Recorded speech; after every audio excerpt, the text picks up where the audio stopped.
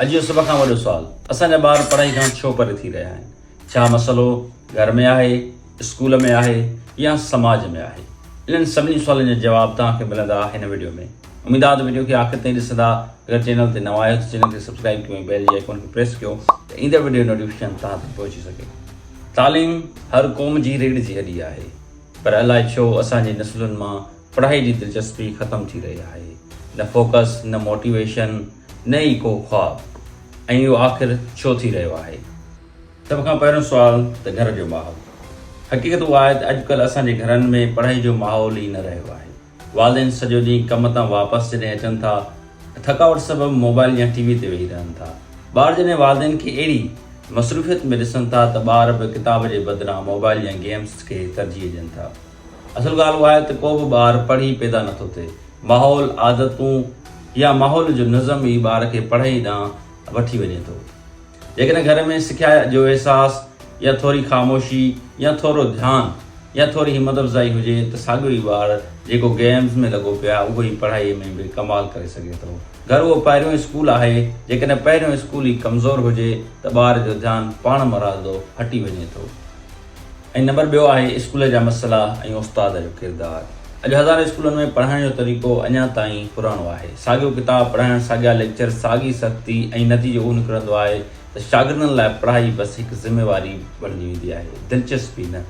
जॾहिं पढ़ाइण में नवां तरीक़ा, नवां मिसाल, नई सोच शामिल न हूंदी त शागिर्द जा ज़हन थकिजी वञनि था ऐं उन्हनि में सिखण जो जज़्बो घटिजी वञे थो। ॿार दिलि सां तॾहिं पढ़ंदा आहिनि जॾहिं उस्ताद जी ज़ुबान में मिठाण हुजे, अंदाज़ में असरु हुजे ऐं मिसाल में ज़िंदगी हुजे। जेकॾहिं उस्ताद पाण जोश में न हुजे त शागिर्द मां जोश जी कहिड़ी उमेद करे सघिजे थी? उस्ताद जो किरदारु सिर्फ़ु किताब पढ़णु न आहे, पर उन ॿार में, उन शागिर्द में दिलचस्पी पैदा करणी आहे त हू दिलचस्पी वठे, दिलचस्पीअ सां पढ़े, शौक़ सां पढ़े, जज़्बे सां पढ़े। नंबर 3 आहे अटेंशन जो ख़तमु थियणु। अॼु नौजवान जो अटेंशन सिर्फ़ु ऐं सिर्फ़ु 8 सेकंड रहियो आहे। उनजो वॾो सबबु इहो आहे त शॉर्ट वीडियोज़ स्क्रोल करण जी आदत, लाइक, कमेंट्स ऐं फेम्स जो न ख़तमु थींदड़ डोड़। हीअ तेज़ रफ़्तार दुनिया दिमाग़ खे सेखारींदी आहे त हर शइ फौरी हुजे, जल्दी हुजे ऐं बिना इंतज़ार जे मिली वञे। ऐं नतीजो छा त पेशेंस ऐं फोकस ख़तमु थी वियो आहे।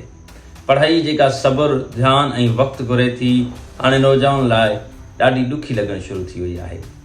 जॾहिं ज़हन शॉर्टकट जो आदी थी वञे त ॾुखी महिनत हमेशह ॾुखी लॻणु शुरू थींदी आहे। नंबर 4 आहे गाइडेंस। मुश्किल उहा आहे त अॼु जे ॿारनि खे गाइड करण वारा माण्हू घटिजी विया आहिनि।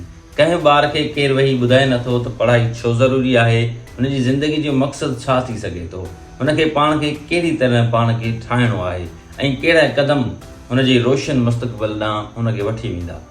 जॾहिं ॿार खे न रस्तो नज़र अचे, न मंज़िल, न को माहिर मशवरो, त पोइ महिनत जो जज़्बो पाण मुरादो घटिजी वञे थो।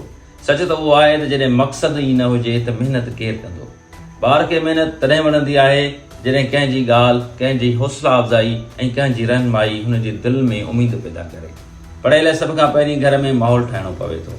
रोज़ु सिर्फ़ु 1 कलाक ख़ामोशी, बिना टीवी ऐं बिना मोबाइल जे ॿार जी ज़हनी दुनिया बदिलाए सघे थो। जॾहिं घर में पढ़ाई खे इज़त मिलंदी आहे त ॿार जी दिलि में बि महिनत जो क़दुरु पैदा थींदो आहे। जेकॾहिं असां अॼु उन्हनि ॿारनि जो हथु न पकड़ियोसीं ऐं जेकॾहिं असां रहनुमाई, मोहबत ऐं तालीम जो हक़ उन्हनि ताईं न पहुचायोसीं त सुभाणे शायदि देरि थी वञे। मुस्तक़बिल उन्हनि नंढड़नि जे हथ में आहे जेकी अॼु रस्तो पुछनि था, मदद घुरनि था ऐं सिखण जी उमेद रखनि था। तालीम ई वाहिद रस्तो आहे जेको ग़रीबीअ जी ज़ंजीरुनि खे तोड़े सघे थो, नाउमीदीअ जा दरवाज़ा बंदि करे सघे थो ऐं जिदोजहद कंदड़ नौजवान खे रोशन मुस्तक़बिल ॾांहुं वठी वञी सघे थो।